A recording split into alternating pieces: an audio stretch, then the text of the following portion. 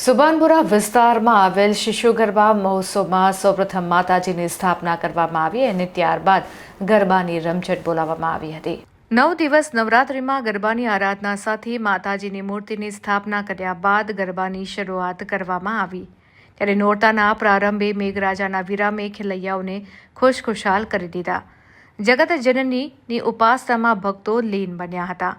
ગરબાએ પ્રથમ રાત્રે રમઝટ જમાવી ત્યારે મોટી સંખ્યામાં ખેલૈયાઓ મન મૂકીને ગરબાના તાલે ઝૂમ્યા હતા। શહેરના પશ્ચિમ વિભાગ સુભાનપુરા ખાતે શિશુ ગરબા ગ્રાઉન્ડ, જય Sainath education and charitable trust તેમજ શ્રીરંગ રાજી શાયરી દ્વારા પ્રતિવર્ષે શિશુ ગરબા મહોત્સવમાં ઝાંસી કી રાણી સર્કલ પાસે આવેલા ગરબા ગ્રાઉન્ડમાં ગરબાની આરાધના સાથે માતાજીની સ્થાપના કરાયેલ માતા નવદુર્ગાનું પૂજન અર્ચન સાથે આરતી કરવામાં આવી હતી।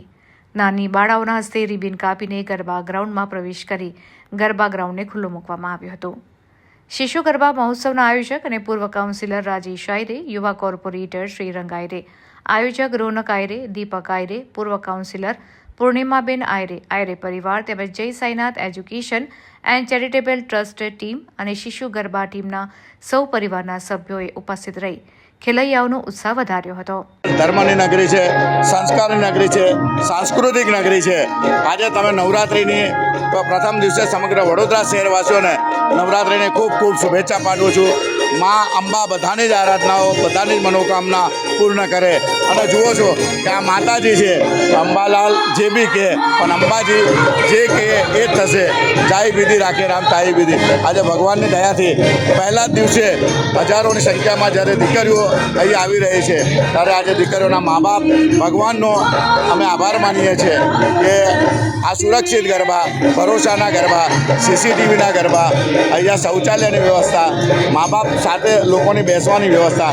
તો બસ આજના દિવસે વડોદરા શહેરવાસીઓને ખાસ કરીને શિશુ ગરબા ગોરવા, ગોત્રી, સુભાનપુરા, પિલોરા પાર્ક, ઉંડેરા, સેવાસી બધી જ દીકરીઓ નિઃશુલ્કપણે એક બી રૂપિયા લીધા વગર આ દીકરીઓ પોતાના ભરોસાને એમની મા બાપ સાથે જ્યારે આ ગરબા રમતા હોય તો માને પ્રાર્થના કરીએ કે આજના દિવસે તમે જુઓ કે જ્યારે અમે વિરાટ મૂર્તિ લાવ્યા તો હજારોની સંખ્યામાં લોકોએ માના દર્શન કર્યા। આજે મા નવદુર્ગાની પ્રતિમાની વિરાટ મૂર્તિ સાથે ગરબા અમારા હિરલ જોશીબેન ખૂબ ઝૂમે છે, પોતે ઝૂમતા જાય છે અને ગરબાને પણ ઝુમાડે છે, દીકરાઓ પણ ઘૂમે છે। આજે પ્રથમ દિવસે પણ આ રીતના છે। અમારે ગરબાને લોકોને આપવા બંધ કરવા પડ્યા છે, એટલા લોકોનો ભરોસો એટલા થયા છે કે હવે અમારા દીકરો રમશે ક્યાં, એટલી બધી અમને હવે જગ્યા ખૂટે। પણ આજના દિવસે ભગવાનને પ્રાર્થના કરીએ કે 10 દિવસ નિર્વિઘ્ને ભગવાન મેઘરાજા ના વરસે, દીકરાઓને આનંદ કરાવે અને મા દુર્ગા બધાની જ મનોકામના પૂર્ણ કરે એવી શુભેચ્છા પાઠવું।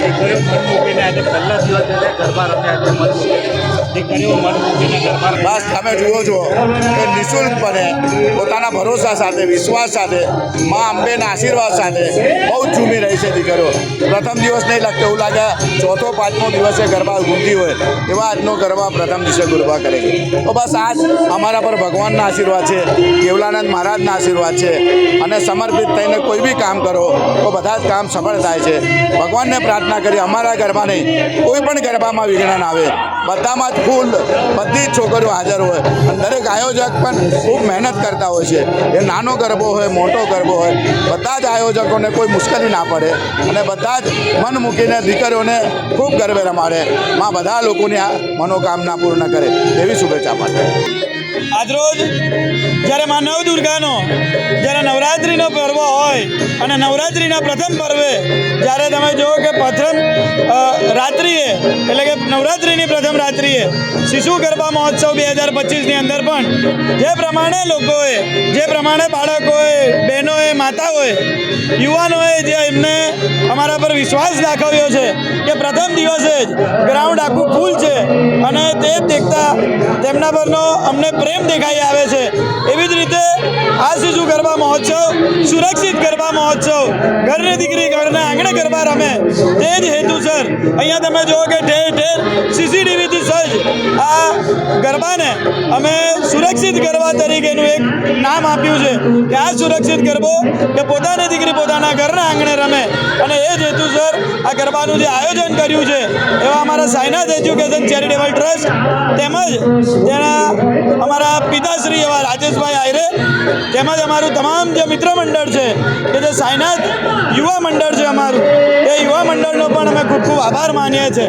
એવી જ રીતે મારા મોટાભાઈ એવા રોનકભાઈ, મારા કાકા એવા જીતેન્દ્રભાઈ, સાથે દીપકભાઈ, અમારા જે તમામ જે કાર્યકર્તાઓ છે કે જે હંમેશા અહીંયા વરસાદની પરિસ્થિતિની અંદર મેદાન ખરાબ હોવા છતાં પણ કાર્યકર્તાઓએ પોતાના અહીંયા પરસેવો રેડીને પાણી કાઢવાની જે સંપૂર્ણ પ્રયત્નો કર્યા છે અને આજના દિવસે તેનું પરિણામ જોવા મળે છે, ત્યારે આવેલા તમામ ખેલૈયાઓનો અમે ખૂબ ખૂબ આભાર માનીએ છીએ.